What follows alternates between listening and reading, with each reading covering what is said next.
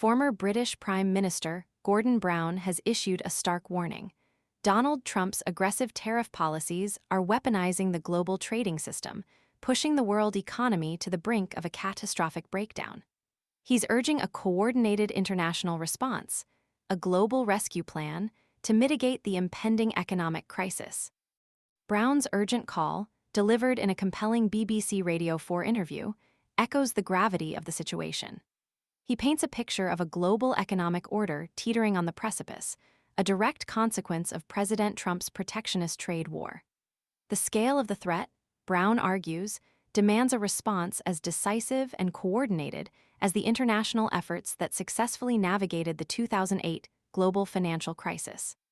This isn't just about isolated economic shocks, it's about a systematic dismantling of the established global trade framework. Trump's tariffs, initially targeted at specific countries, have evolved into a blanket imposition affecting virtually every nation.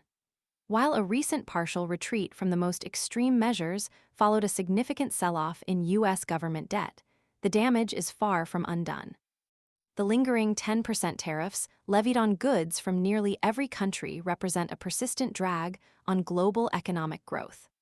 Furthermore, the staggering 145% tariffs aimed at China, a nation identified by Trump as the primary culprit in the decline of American manufacturing jobs, exacerbate the instability.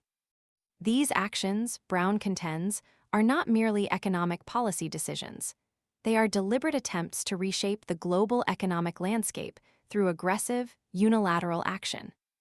Brown's proposal for a global rescue plan is a bold, multifaceted strategy designed to counter the devastating effects of Trump's tariffs.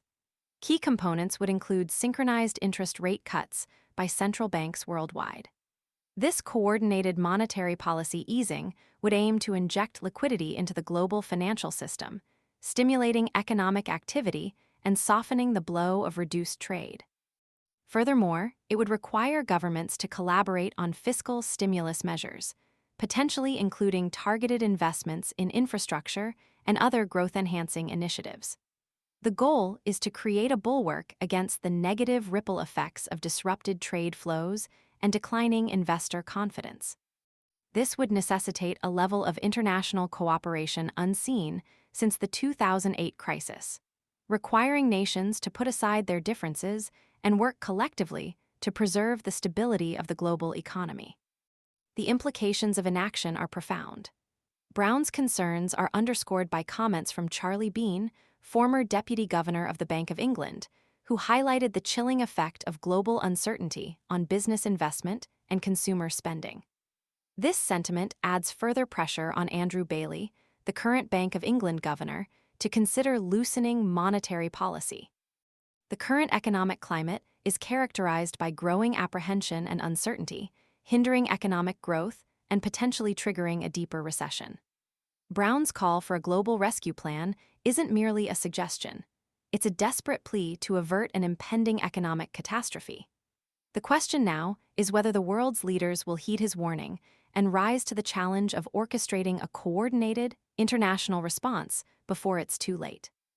The stakes are undeniably high, with the future of the global economy hanging in the balance.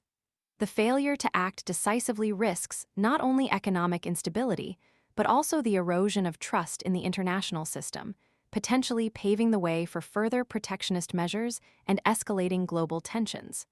The time for decisive action is now.